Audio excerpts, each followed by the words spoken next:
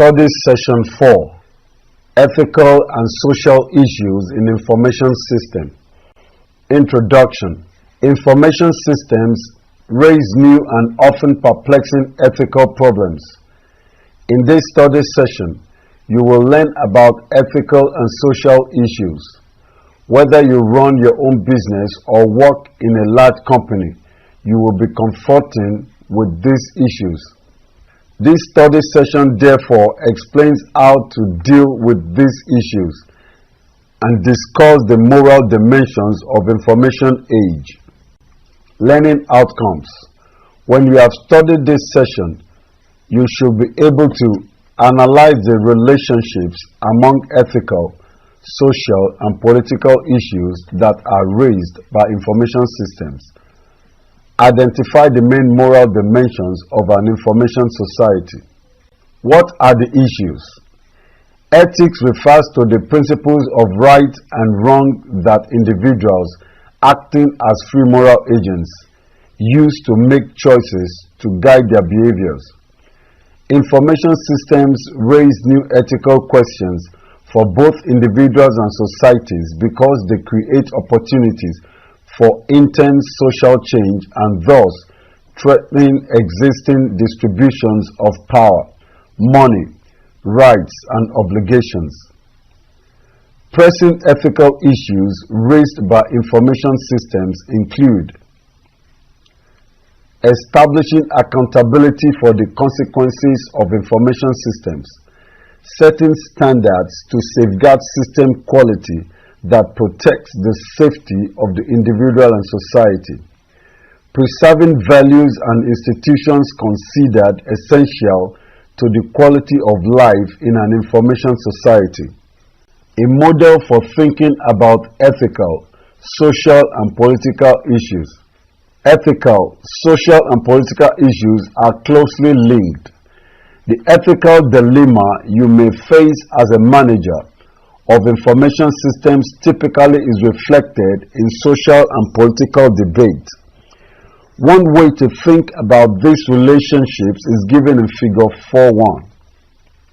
Information rights and obligations, property rights and obligations, political issues, social issues, ethical issues, information technology and systems, accountability and control, individual, society, polity, quality of life, ethical issues model. The introduction of new information technology has a ripple effect, raising new ethical, social, and political issues that must be dealt with on the individual, social, and political levels.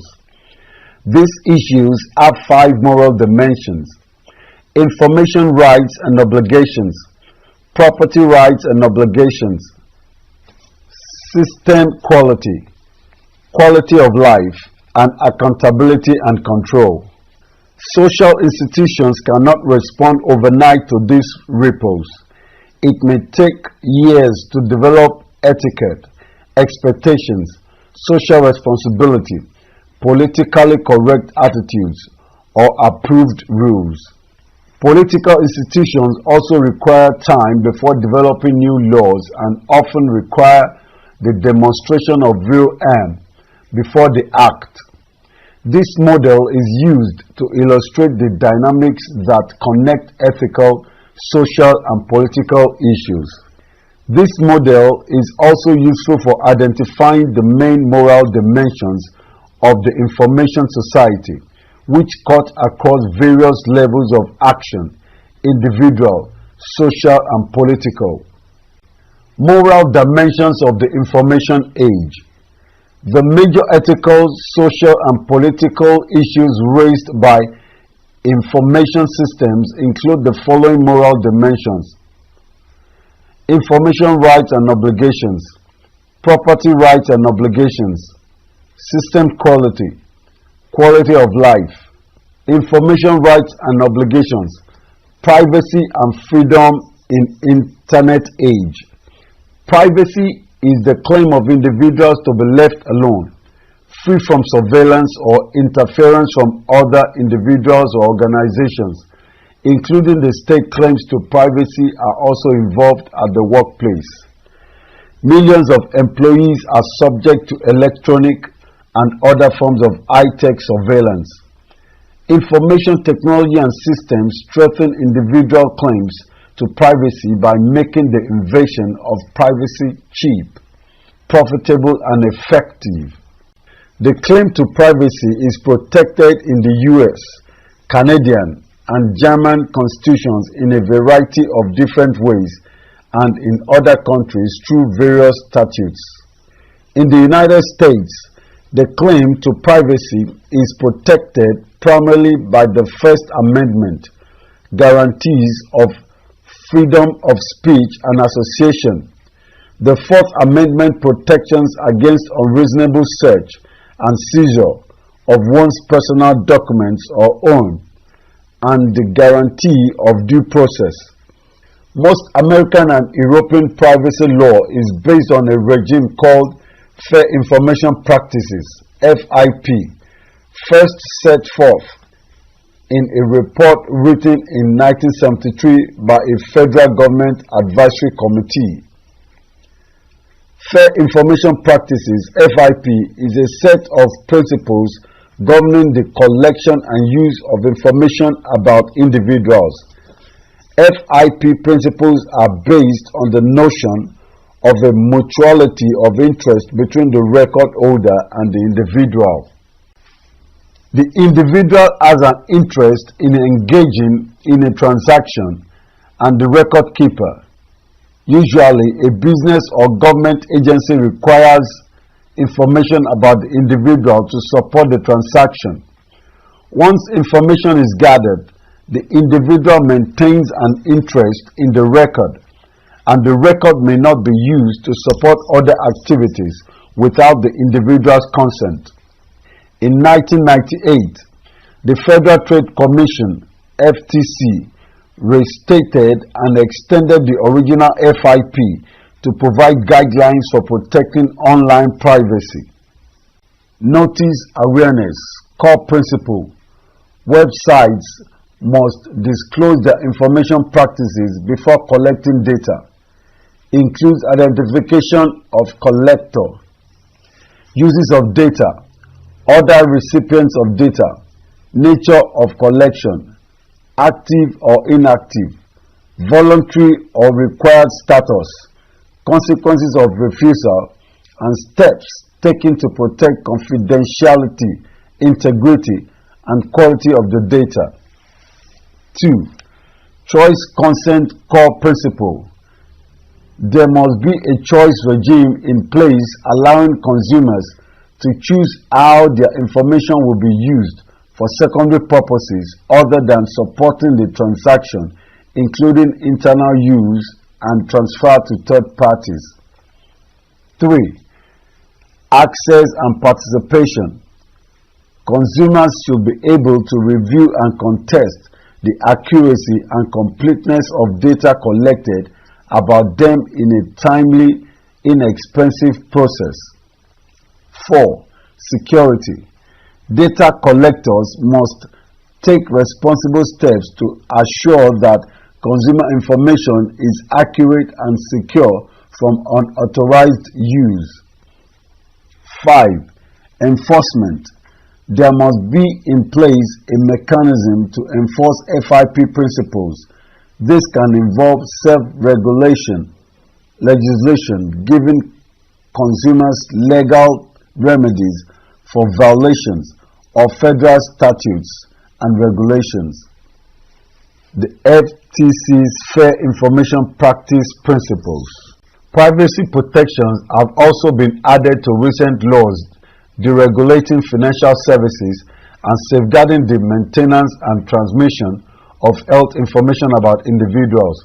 The Gramm-Leach-Bliley Act of 1999, which repeals earlier restrictions on affiliations among banks, securities firms, and insurance companies, includes some privacy protection for consumers of financial services. All financial institutions are required to disclose their policies and practices for protecting the privacy of non-public personal information and to allow customers to opt out of information sharing arrangements with non-affiliated third parties. The Health Insurance Portability and Accountability Act of 1996, HIPAA, which took effect on April 14, 2003, includes privacy protection for medical records. The law gives patients access to their personal medical records maintained by healthcare providers, hospitals, and health insurers, and the right to authorize how protected information about themselves can be used or disclosed. Doctors, hospitals, and other healthcare providers must limit the disclosure of personal information about patients to the minimum amount necessary to achieve a given purpose. The European Directive on Data Protection. In Europe, privacy protection is much more stringent than in the United States. Unlike the United States, European countries do not allow businesses to use personally identifiable information without consumers' prior consent. On October 25, 1998, the European Commission's Directive on Data Protection went into effect, broadening privacy protection in the European Union nations. The directive requires companies to inform people when they collect information about them and disclose how it will be stored and used. Customers must provide their informed consent before any company can legally use data about them, and they have the right to access that information, correct it, and request that no further data be collected. Informed consent can be defined as consent given with knowledge of all the facts needed to make a rational decision. European Union member nations must translate these principles into their own laws and cannot transfer personal data to countries, such as the United States, that do not have similar privacy protection regulations. Internet challenges to privacy. Internet technology has posed new challenges for the protection of individual privacy.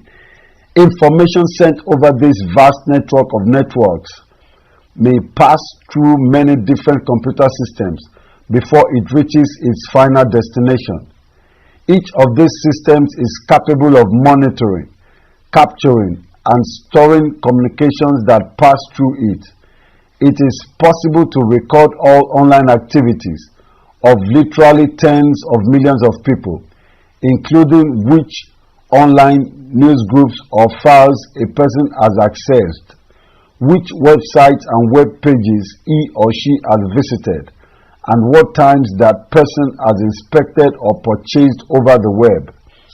Much of this monitoring and tracking of website visitors occurs in the background without the visitor's knowledge. Tools to monitor visits to the World Wide Web have become popular because they help organizations determine who is visiting their websites and how to better target their offerings. Technical solutions. In addition to legislation, new technologies are available to protect user privacy during the interactions with websites. Many of these tools are used for encrypting email, for making email or surfing activities appear anonymous, for preventing client computers from accepting cookies, or for detecting and eliminating spyware. There are now tools to help users determine the kind of personal data that can be extracted by websites. The platform for privacy preferences known as 3PP enables automatic communication of privacy policies between an e-commerce site and its visitors. P3P provides a standard for communicating a website's privacy policy to Internet users and for comparing that policy to the user's preferences or to other standards such as the FTC's new FIP guidelines or the European Directive on Data Protection. Property rights, intellectual property. Contemporary information systems have severely challenged existing law and social practices that protect private intellectual property. Intellectual property is considered to be intangible property created by individuals or corporations. Information technology has made it difficult to protect intellectual property because computerized information can be so easily copied or distributed on networks. Intellectual property is subject to a variety of protections under three different legal traditions: trade secrets, copyright, and patent law. Trade secrets. Any intellectual work product, a formula device, pattern, or compilation of data used for a business purpose can be classified as a trade secret provided it is not based on information in the public domain. Protections for the trade secrets vary from state to state. In general, trade secret laws grant a monopoly on the ideas behind a work product, but it can be a very tenuous monopoly. Software that contains novel or unique elements, procedures, or compilations can be included as a trade secret. Trade secret law protects the actual ideas in a work product, not only their manifestation. To make this claim, the creator or owner must take care to bind employees and customers with non-disclosure agreements and to prevent the secret from falling into the public domain.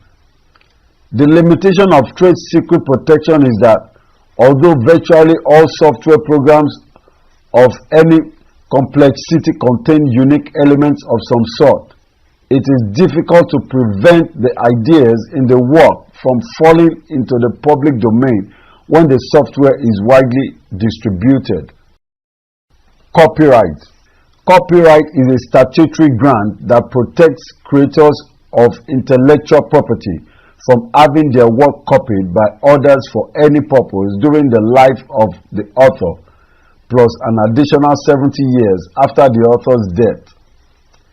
For corporate-owned works, copyright protection lasts for 95 years after their initial creation. Congress has extended copyright protection to books, periodicals, lectures, dramas, musical compositions, maps, drawings, artwork of any kind, and motion pictures. The intent behind copyright laws has been to encourage creativity and authorship by ensuring that creative people receive the financial and other benefits of their work. Most industrial nations have their own copyright laws, and there are several international conventions and bilateral agreements through which nations coordinate and enforce their laws. Challenges to intellectual property rights. Contemporary information technologies, especially software, pose severe challenges to existing intellectual property regimes and therefore create significant ethical, social, and political issues. Digital media differ from physical media like books, periodicals, CDs, and newspapers in terms of ease of replication, ease of transmission, ease of alteration, difficulty in classifying a software work as a program, book, or even music, compactness making theft easy, and difficulties in establishing uniqueness, accountability, liability, and control, along with privacy and property laws. New information technologies are challenging existing liability, law, and social practices for holding individuals and institutions accountable. Computer-related liability problems. In general, it is very difficult, if not impossible, to hold software producers liable for their software products when those products are considered like books regardless of the physical or economic harm that results. Historically, print publishers, books, and periodicals have not been held liable because of fears that liability claims would interfere with First Amendment rights guaranteeing freedom of expression. What about software as service? ATM machines are a service provided to bank customers. Should this service fail, customers will be inconvenienced and perhaps harmed economically if they cannot access their funds in a timely manner. Should liability protections be extended to software publishers and corporates on this financial accounting, simulation, or marketing systems? Software is very different from books. System quality, data quality, and system errors. The debate over liability and accountability for unintentional consequences of system use raises a related but independent moral dimension. What is an acceptable, technologically feasible level of system quality? At what point should system managers say, "Stop testing, we've done all we can to perfect this software, shut up"? Individuals and organizations may be held responsible for avoidable and foreseeable consequences, which they have a duty to perceive and correct. And the gray area is that some system errors are foreseeable and correctable only at very great expense, an expense so great that pursuing this level of perfection is not feasible economically. No one could afford the product. Three principal sources of poor system performance are software bugs and errors, hardware or facility failures caused by natural or other causes, and poor input data quality. Quality of life, equity, access, and boundaries. The negative social cost of introducing information technologies and systems are beginning to mount along with the power of the technology. Many of these negative social consequences are not violations of individual rights or property crimes. Nevertheless, these negative consequences can be extremely harmful to individuals, societies, and political institutions. Computers and information technologies potentially can destroy valuable elements of our culture and society even while they bring us benefits. If there is a balance of good and bad consequences of using information systems, who do we hold responsible for the bad consequences? Next, we briefly examine some of the negative social consequences of systems, considering individual, social, and political responses. Balancing power, center versus periphery. An early fear of the computer age was that huge centralized mainframe computers would centralize power at corporate headquarters and in the nation's capital, resulting in a big brother society as we resulting in a big brother society as was suggested in George Orwell's novel 1984. The shift toward highly decentralized computing coupled with an ideology of empowerment of thousands of workers and the decentralization of decision-making to lower organizational levels have reduced the fears of power centralization in institutions. Yet, much of the empowerment described in popular business magazines is trivial. Lower-level employees may be empowered to make mirror decisions, to make minor decisions, but the key policy decisions may be as centralized as in the past. Rapidity of change, reduced response time to competition.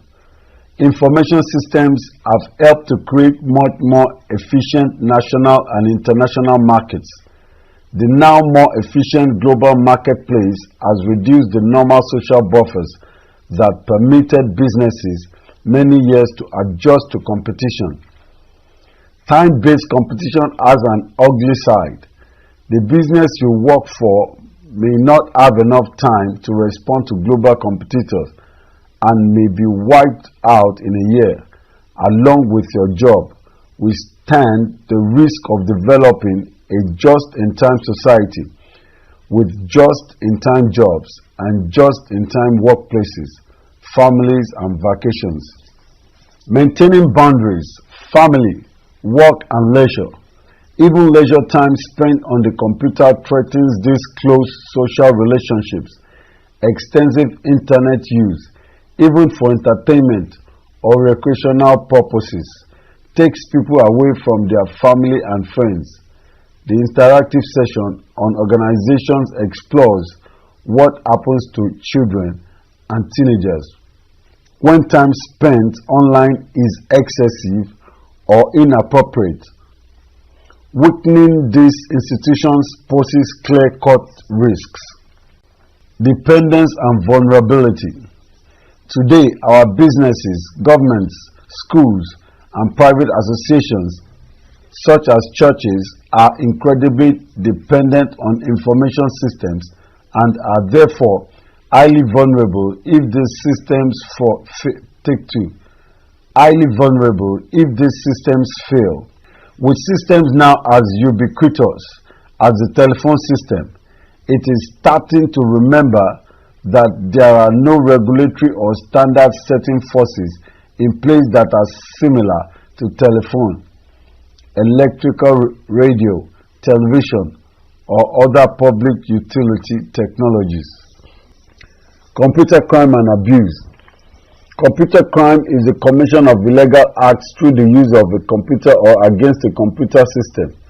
Computers or computer systems can be the object of the crime, destroying a company's computer center or a company's computer files, as well as the instrument of a crime, stealing computer lists by illegally gaining access to a computer system using a home computer. Simply accessing a computer system without authorization or with internet to do harm, even by accident, is now a federal crime. Employment, trickle-down technology and re-engineering job loss. Re-engineering work is typically hailed in the information systems community as a major benefit of new information technology. It is much less frequently noted that redesigning business processes could potentially cause millions of mid-level managers and clerical workers to lose their jobs. Equity and access. Increasing racial and social class cleavages. Does everyone have an equal opportunity to participate in the digital age? Will the social, economic, and cultural gaps that exist in the United States and other societies be reduced by information systems technology? Or will the cleavages be increased, permitting the better off to become even more better off relative to others? These questions have not yet been fully answered, because the impact of systems technology on various groups in society has not been thoroughly studied. What is known is that information, knowledge, computers, and access to these resources through educational institutions and public libraries are inequitably distributed along ethnic and social class lines, as are many other information resources. Several studies have found that certain ethnic and income groups in the United States are less likely to have computers or online internet access, even though computers ownership and internet access have soared in the past 5 years. Although the gap is narrowing, Higher income families in each ethnic group are still more likely to have home computers and internet access than lower income facilities in the same group. Study session summary. In this study session, we discussed ethical and moral issues and noted that ethical issues confront individuals who must choose a course of action, often in a situation in which two or more ethical principles are in conflict, a dilemma, while social issues spring from ethical issues as societies develop expectations in individuals about the correct course of action. We examine moral dimensions of information systems, which center around information rights and obligations, property rights and obligations, accountability and control, system quality and quality of life. Finally, we outline 6 ethical principles available to judge conduct. End of study session 4. Thank you for listening.